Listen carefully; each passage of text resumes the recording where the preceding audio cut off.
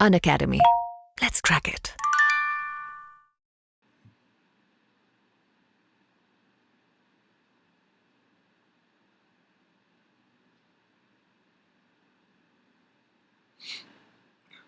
नमस्कार दोस्तों मित्रों, आज एक बहुत ही ख़ास दिन है, एक बहुत ही विशेष दिन है हम सब के लिए। ये दिन है दोस्तों भारत के उस महामानव को याद करने के लिए जिसने कि अपना पूरा जीवन अंतर्राष्ट्रीय मानवतावाद को समर्पित कर दिया।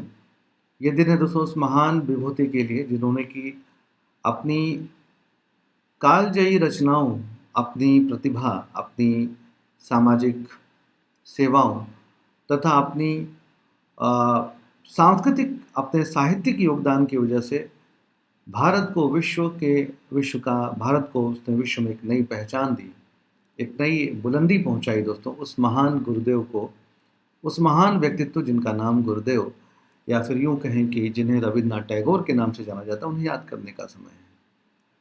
जी हाँ दोस्तों, मैं जावेद फारूकी आप सभी का अनअकैडमी की स्पेशल क्लास में एक बार फिर से एक बड़े ही महत्वपूर्ण और बड़े ही बर्निंग टॉपिक लेकर के आपके बीच में हाजिर हुआ हूँ, जिसमें हम लोग शांति निकेतन के बारे में बात करेंगे। शांति निकेतन को गुरुदेव के द्वारा दोस्तों स्थापित शांति निकेतन को, जो कि शिक्षा का एक प्राचीनतम पद्धति थी दोस्तों, इसे यूनेस्को में शामिल करके भारत का 41वां विश्व धरोहर स्थल के रूप में स्थापित किया गया है। आप सभी का बहुत बहुत स्वागत है। टॉपिक आपके सामने स्क्रीन पर दिख रहा है। इस टॉपिक के बारे में हम लोग डिटेल में चर्चा करेंगे, बात करेंगे। ये टॉपिक आपके अपकमिंग एग्जाम 2024 के प्रीलिम्स या फिर आने वाले मेंस एग्जाम के लिए काफ़ी महत्वपूर्ण है। संभावना है दोस्तों कि प्रीलिम्स में इस टॉपिक से संबंधित जितने भी डायमेंशन बनते हैं उस पर आपसे प्रश्न तो पूछा ही जाएगा, या फिर यूं कहें कि शांति निकेतन या विश्व भारती यूनिवर्सिटी पर प्रश्न तो पूछा ही जाएगा। साथ ही साथ गुरुदेव के रचनाओं, उनके विचारों पर भी प्रश्न पूछा जा सकता है। उनके परिवार का राष्ट्रीय आंदोलन में योगदान पर प्रश्न पूछा जा सकता है। और साथ ही साथ दोस्तों उनके मेंस में गुरुदेव के विचारों पर भी प्रश्न विस्तार में पूछा जा सकता है, जैसा कि 2023 में इस बार प्रश्न भी पूछा गया था गांधी जी और दोस्तों आपके गुरुदेव के यानी कि रविन्द्रनाथ टैगोर के शिक्षा पद्धति में क्या अंतर था। ओके, आइए अगले प्रश्न, आइए दोस्तों आगे शुरुआत करते हैं। टॉपिक पे आने से पहले एक बार मैं अपना इंट्रोडक्शन आप लोगों को दे दूं। जैसा स्क्रीन पर आप लोग देख पा रहे हैं, ये मेरा नाम है जावेद फारूकी। ये अनअकैडमी पर मेरी position, I am one of the masters educator of Unacademy. 11 years of teaching experience with India's leading and renowned institute and performed 200 plus elections। पिछले 11 वर्षों से मैं सिविल सेवा के क्षेत्र में बच्चों को पढ़ा रहा हूँ और लगभग 200 से भी अधिक सफल छात्रों की सफलता में मेरा योगदान है। जो चीज़ें आपको पढ़ाता हूँ आपके सामने है। एक्सपर्ट ऑफ हिस्ट्री ऑप्शनल, मैं हिस्ट्री वैकल्पिक विषय, history for general study, social issue, social justice और करेंट अफेयर्स की भी क्लासेस समय समय पर लेता हूँ। आइए दोस्तों बात करेंगे इस टॉपिक पे, शांति निकेतन के मुद्दे पे जो बात करेंगे तो उसका टेबल कंटेंट क्या होगा वो आपके सामने पहले एक बार चर्चा कर लें। सबसे पहले बात करेंगे कि ये टॉपिक चर्चा में क्यों है, फिर इसका परिचय, कि लोकप्रियता का कारण रविन्द्रनाथ टैगोर का प्रारंभिक जीवन, उनकी उपलब्धियां, उनकी राष्ट्रभक्ति, उनके साहित्यिक कार्य, उनके समाज सुधारक कार्य और अंततः उनका निधन और उनका योगदान। इन सारे पहलुओं पे बात करेंगे। आइए दोस्तों बात करते हैं कि सबसे पहले टॉपिक चर्चा में क्यों है। दोस्तों शांति निकेतन यानी कि कलकत्ता में इससे दोस्तों ये जो शांति निकेतन है, इसे यूनेस्को की विश्व विरासत सूची में अभी शामिल किया गया। इस साल 2023 में दोस्तों इसे शामिल किया गया है। दोस्तों शांति निकेतन को 2010 से ही यूनेस्को की विश्व विरासत सूची में मान्यता दिलाने में प्रयासरत था, यानी कि विश्व विरासत सूची में 2010 से ही इसे शामिल किया गया था, लेकिन अब जाकर के 2023 में इसे यूनेस्को की विश्व विरासत सूची में शामिल किया गया है और भारत के सभी प्रमुख समाचार पत्रों में इसे जगह भी दी गई। जैसे आप देख पा रहे हैं कि Tagore's home Shantiniketan added to UNESCO world heritage list.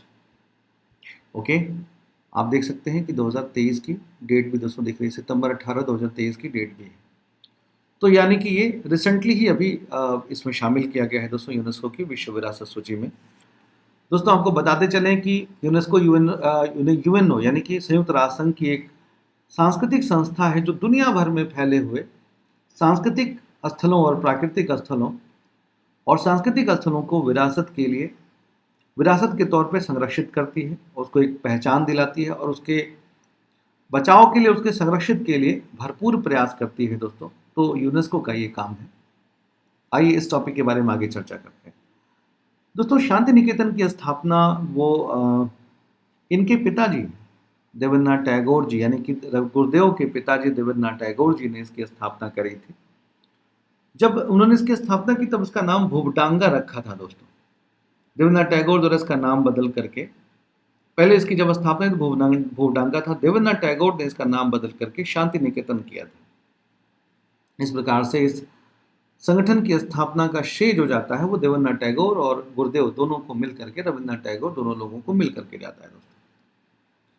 Okay, 1862 में रविन्द्रनाथ टैगोर के पिता ने इस संगठन की स्थापना करी थी। इस संगठन की स्थापना का उद्देश्य शांति निकेतन, एक्चुअली ये शिक्षा का एक केंद्र था जहाँ पे प्रकृति के साहचर्य के साथ एक प्रकार से गुरुकुल परंपरा के अनुसार बच्चों के अंदर शिक्षा की ललक जगाने के लिए और प्रकृति के साहचर्य में शिक्षित करने की योजना को ध्यान में रख करके शांति निकेतन का निर्माण किया गया था। ये एक ऐसी व्यवस्था थी जहाँ पे बच्चों को, यानी कि छात्रों को, न केवल उनको हर एक प्रकार की शिक्षा दी जाए बल्कि उनको मानसिक शिक्षा के साथ साथ उनके अंदर आध्यात्मिक विकास और चेतना को भी विकसित करना इस संस्था का प्रमुख उद्देश्य था। इस संस्था की लोकप्रियता की वजह क्या है?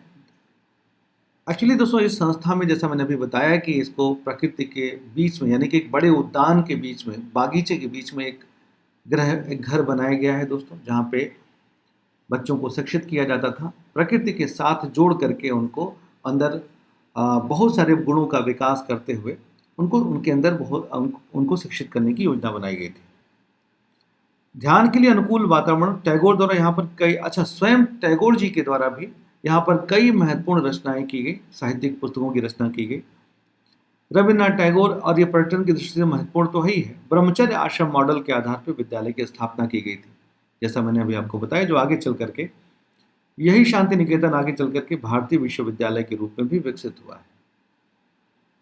मानवीय मूल्यों, वास्तुकला, कला, नगर नियोजन और परिदृश्य डिजाइन के आधार पर यूनेस्को की विश्व विरासत सूची में इसको शामिल किया गया है। एक बड़ी महत्वपूर्ण बात यह है कि भारत का जो आर्कियोलॉजिकल सर्वे ऑफ इंडिया है, एएसआई है, एएसआई ने इसको पहले से भी मान्यता दे रखी है। एएसआई ने इसे शांति निकेतन की ऐतिहासिक और सांस्कृतिक विरासत के रूप में इसको पहले से ही संरक्षण दे रखा है और उसको मान्यता भी दे रखी है। ओके, तो ये काफी महत्वपूर्ण है, इस बात को आपको समझना है दोस्तों। अब आइए हम लोग बात करते हैं रविन्द्रनाथ टैगोर के प्रारंभिक जीवन के बारे में। दोस्तों, रविन्द्रनाथ टैगोर के प्रारंभिक जीवन की बात करें तो उनका जन्म 7 मई 1861 में कलकत्ता में एक बंगाली परिवार में, कायस्थ परिवार में हुआ था। रविन्द्रनाथ टैगोर एक बहुमुखी प्रतिभा के धनी व्यक्ति थे। उनके अंदर एक मल्टी टैलेंटेड पर्सनालिटी थी। पूरा परिवार दोस्तों टैलेंटेड पर्सनालिटी था। राष्ट्रीय आंदोलन में भी इनका, पूरे परिवार का बहुत बड़ा योगदान है। इनके पिताजी देवेंद्रनाथ टैगोर भी, उन्होंने कई सारे राजनीतिक संगठनों की स्थापना में उनका श्रेय जाता है दोस्तों। तो एक तरीके से राष्ट्रीय आंदोलन में भी शामिल रहे और ये परिवार जो है वो पूरी तरीके से राष्ट्रीय आंदोलन के लिए डेडिकेटेड था। रविन्द्रनाथ टैगोर साहब स्वयं एक बड़े ही महान व्यक्तित्व थे। जैसे मैंने बताया कि बहुमुखी प्रतिभा के धनी हैं। वो एक दार्शनिक, एक संगीतकार, एक नाटककार, एक चित्रकार, शिक्षक और समाज सुधारक भी रहे। उन्होंने बहुत सारे पुस्तकों की रचना करी है। उनकी बहुत सारे पुस्तकों में से जो सबसे महत्वपूर्ण पुस्तक है गीतांजलि, जिन्हें सॉन्ग्स ऑफ रिंग्स भी कहते हैं, इस पुस्तक के लिए 1913 में उनको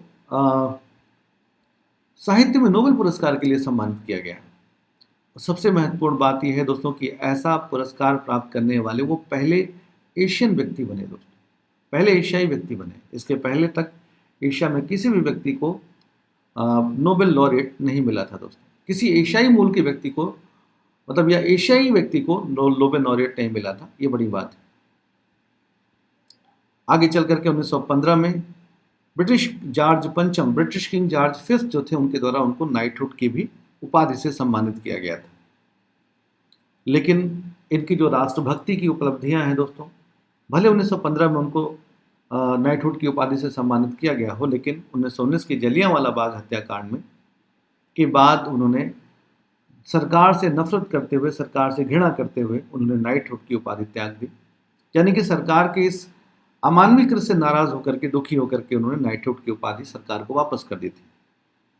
सबसे महत्वपूर्ण योगदान ये है कि उन्होंने जनगण मन, जो कि भारत का राष्ट्रगान है, नेशनल एंथम है, उसे उन्होंने जरूर उसे लिखा। और साथ ही साथ दोस्तों बांग्लादेश का भी जो राष्ट्रगान है, अमार सोनार बांग्ला, इसे भी लिखने का श्रेय रविन्द्रनाथ टैगोर साहब को ही जाता है। इस अब दोस्तों जो भारत का राष्ट्रगान है, जनगण मन, इसे 27 दिसंबर 1911 को कांग्रेस के कलकत्ता अधिवेशन में पहली बार गाया गया। ओके, दोनों भाषाओं में, बंगाली और हिंदी अधिवेशन में गाया गया था दोस्तों, ध्यान रखिएगा। यानी कि पहली बार इस सॉन्ग को, नेशनल एंथम को 1911 के कलकत्ता अधिवेशन में गाया गया था। ये प्रश्न भी पूछता है। इस आज़ादी के बाद 1947 में, आज़ादी के बाद जब संविधान सभा ने 24 जनवरी 1950 को जनगण मन को हिंदुस्तान के राष्ट्रगान के रूप में इसे अपनान लिया था। तो ये बड़ी महत्वपूर्ण उपलब्धि है इनकी। इसके अलावा इनके कुछ और भी बड़े ही महत्वपूर्ण साहित्यिक कार्य थे। इन साहित्यिक कार्यक्रमों में इन्होंने बहुत सारे कविताएं लिखी हैं, लघु नाटक लिखे हैं, उपन्यास, निबंध लिखे हैं। इनके उल्लेखनीय कार्यक्रम the home and the world, यानी कि जिसमें इनका अंतर्राष्ट्रीयता, मानववाद झलकता है दोस्तों, जिस बात के लिए गुरुदेव इतिहास में फेमस है। गोरा, गीतांजलि, घारे बैर, मानसी बालिका, सोनार तोरी और काबली वाला इनकी महत्वपूर्ण रचनाएं हैं दोस्तों। इसके अलावा इन्होंने एकला चलो रे गाने का भी सृजन किया है, जो बड़ा ही फेमस गीत है। और गांधी जी से लेकर के बाद में चल करके बहुत सारे महान हस्तियों ने इस गाने को अपने जीवन में उतारा है। तो ये अपने आप में बड़ी बात थी। आपको पता है कि गांधी जी ने 1947 में सांप्रदायिक हिंसा के दौरान इन गीतों को अक्सर गाया करते थे। गुरुदेव एक समाज सुधारक के रूप में भी इतिहास में जाने गए। उन्होंने सद्भाव, एकता और सहिष्णुता के विचारों को बढ़ावा दिया। पूरे ब्रिटिश शासन के दौरान वो औपनिवेशिक शासन के कट्टर आलोचक भी रहे तथा भारतीय स्वतंत्रता के लिए वकालत करते रहे। 7 अगस्त 1941 को इनका निधन हो गया। इसके साथ ही दोस्तों एक महान विभूति का हमेशा के लिए हमने खो दिया दोस्तों। लेकिन इनके द्वारा बनाई गई रचनाएं और इनका ये शांति निकेतन, जो विश्व भारती विश्वविद्यालय के रूप में फेमस है, आज यूनेस्को के द्वारा इसे विश्व विरासत सूची में शामिल करके इस महान हस्ती के लिए एक शानदार श्रद्धांजलि है। ओके, और हम सब के लिए बड़े ही गौरव की बात है दोस्तों। आज की क्लास यहीं तक। मिलते हैं दोस्तों जल्दी ही अगली क्लास में। तब तक के लिए थैंक यू, शुक्रिया, अलविदा। उम्मीद करता हूँ ये सेशन आपको समझ में आया होगा। Take care, bye.